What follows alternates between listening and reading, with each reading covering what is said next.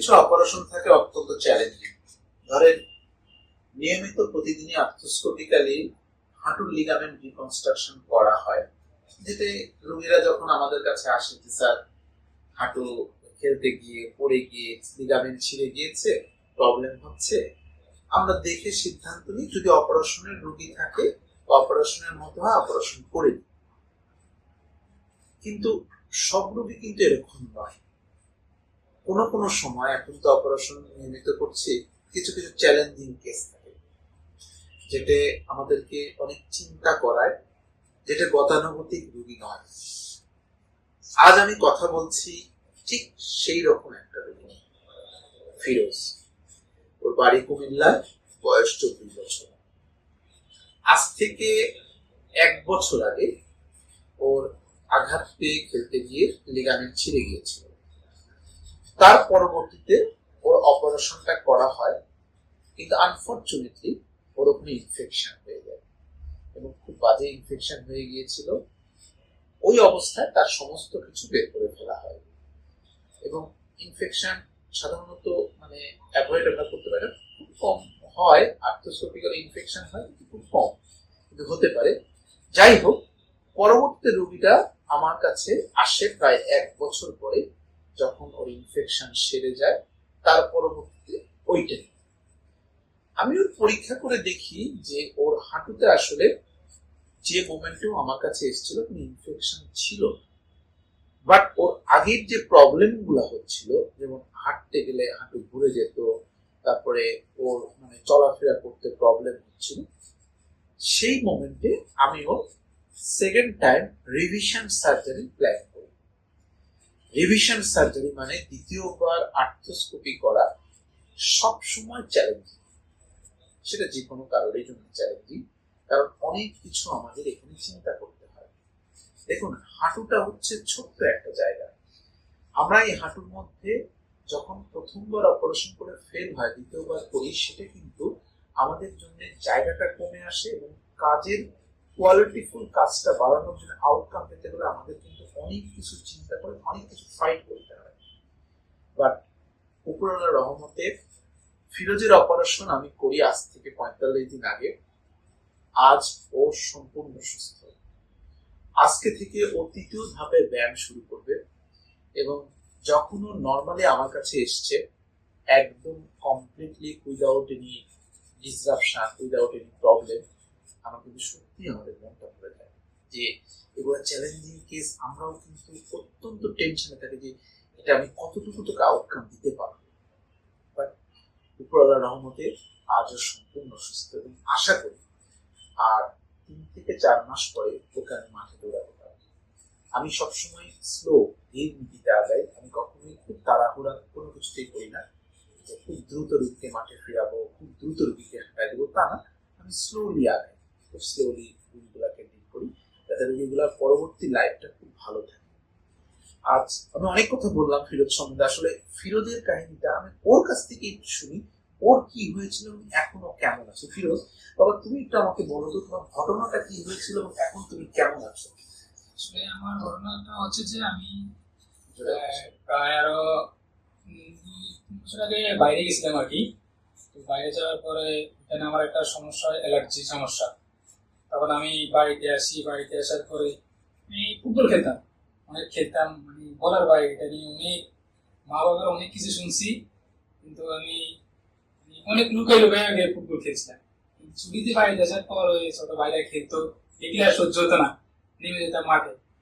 তখন খেলতে নামছিলাম, তো 2-4 প্লেয়ারে আমার এমন বাজেভাবে ট্যাকল দিছিল, আমি সাথে সাথে পড়ে আমার মনে হয়েছে যেন কি যেন একটা ঘুরে গেছে। কতদিন আগে বাবা এটা? প্রায় 1 বছরের বেশি হয়ে গেছে। তারপরে কি হলো? তখন আসলে সাধারণত আমি জানতাম না যে হাঁটুর ভিতরে যে লিগামেন্ট থাকে, এসিএল পিসিএল এগুলো থাকে, আমি জানতাম না। তখন আমি মনে করছি যে পাটা হালকা মুচকে গেছে। তখন আমি কিছুক্ষণের জন্য মাঠের বাইরে থাকি। তারপরে আমি আবার ওই খেলাতে নামি। নামার পরে হালকা একটু দৌড় দিছে, আবার পাটা ঘুরে গেছে। তখন আমি আর খেলা কন্টিনিউ করতে পারিনি, আমি মাঠের বাইরে চলে আসছি। তারপরে এভাবেই গেল কয়েকদিন, ডাক্তার দেখালাম, এমনি এলাকার ডাক্তার দেখালাম। ওনারা বলছে যে তুমি ওষুধ খাও, করে কমো, দেখো কি হয়। পরে দিয়ে ওষুধ ওষুধ খেয়ে দিয়ে ফুলে টুলে সারে, তারপরে দিই কিছুদিন গেছে আমার পাটা ঘুরে যেত, সিঁড়ি বাইতে গেলে ফুলে দিয়ে যেত, ব্যথা করতো, আমি অনেক সমস্যা, এক জায়গায় দাঁড়ায় থাকতে পারতাম না, পা ফুলে দিয়ে যেত। তারপরে আমি ডাক্তার দেখাই চট্টগ্রামে, আমি একজন ডাক্তার দেখাই, তারপরে এমআরআই করাই। এমআরআই তে দেখা যায় যে আমার এসিএলটা ছিঁড়ে গেছে। তখন মানে রাতে আমি অপারেশনটা করাই। অপারেশনটা করানোর পরে আমার জানি না নসিব খারাপ কিনা, ডাক্তার সব ডাক্তারের সর্বোচ্চ চেষ্টা করে। তখন আমার আর কি 4 দিনের মাথায় ইনফেকশন হয়েছে। তারপরে আমি বাসায় আসছিলাম, কিন্তু হসপিটাল থেকে বাসায় আসছিলাম, তখন আমার পাটা একদম ফুলে গেছে।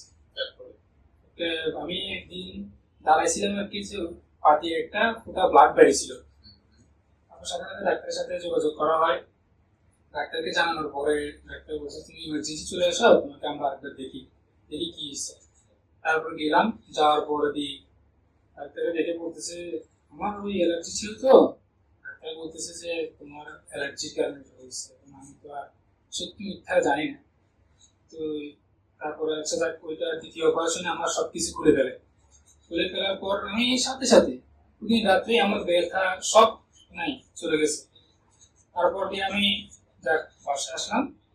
আসার পরে একদিন 2 দিন মাঝখানে যেতেছি, আর আমি কি তোমার ব্যথা ট্যাথা নাই, এই যে সমস্যা আবার দেখা দিচ্ছে, জোরে দৌড়াতে গেলে পা ঘুরে যায়, সিঁড়ি পাওয়া যায় না, বা ওজনে কিছু নেওয়া যায় না, তখন ব্যথা করতো। তো যাক, তারপরে আমি আল্লাহর মধ্যে অনেকদিন এটা নিয়ে একটু ভাবছিলাম যে একটু পাটা ইনফেকশন হয়ে গেছে, একটু সারো, তারপরে ডাক্তার দেখাবো বলতে। তারপরে জানি না আমার আল্লাহর কি ভাগ্য, ওই ফেসবুক চালাতে চালাতে চালাতে চালাতে আপনার এই ভিডিওটা আমার সামনে আসে।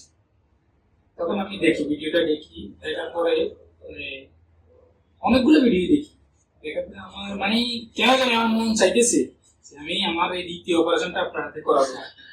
কেন জানি আমার মন চাইতেছে, আমি নিজেও জানি না। আমার আব্বু আম্মু কিন্তু বলছিল যে তুই আরো ডাক্তার দেখ, কারণ যেহেতু তো এখানে ইনফেকশন হয়েছে, তুই আরো কয়টা ডাক্তার দেখ। বলছি যে না, আমার কেন জানি মন চাইতেছে আমি ছাড়া হাতে করাবো, আমি এখানেই যাবো, যা হবে এখানেই হবে। তো তারপর আমি অনেক ভিডিও দেখতাম। বিশেষ করে আমি যেটা দেখছি তার আপনার ব্যবহারটা, আপনার ব্যবহারটাই আমি মানে কি বলবো, আমার বলার ভাষা নাই। আপনার ব্যবহারটা আমি আর আমার এরকম আমি ডাক্তার দেখিও নাই, যেহেতু বলবেন যে আপনার সামনে হয়তো আপনার ইয়ে করতেছি, কিন্তু না, আমি আপনার ব্যবহারটা দেখে আমি আরো ভিডিও গুলো আরো বেশি দেখতাম।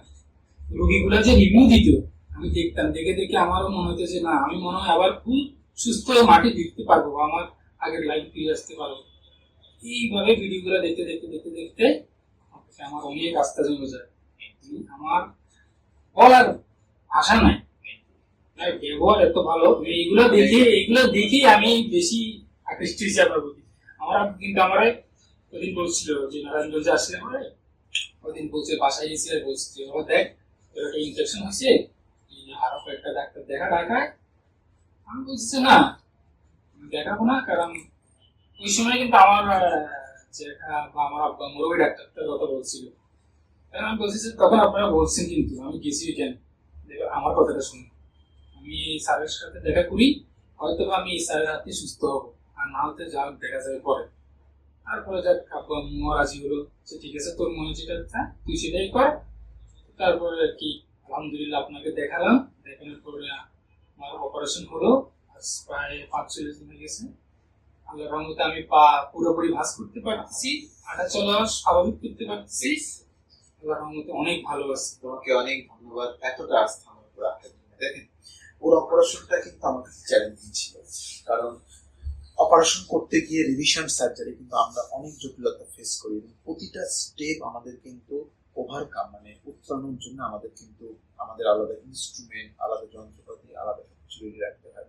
বাট উপরের রহমতে কিন্তু অপারেশনটা কিছু জটিলতা ফেস করেছিলাম, বাট আল্লাহর রহমতে রেজাল্ট ইজ ভেরি গুড। ওরা এখনো কিন্তু ব্যায়াম আরো 4 মাস বাকি আছে, আমারও একটা চ্যালেঞ্জ, ওকে আমি মাঠে দৌড়ানো দেখবো। আপনারা সকলে ওর জন্য দোয়া করবেন।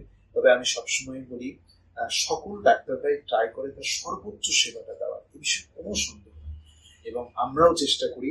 এই জন্য আপনাদের যদি কোনো রকম এরকম প্রবলেম হয়ে থাকে একবার আমাদের উপর আস্থা রাখতে পারেন।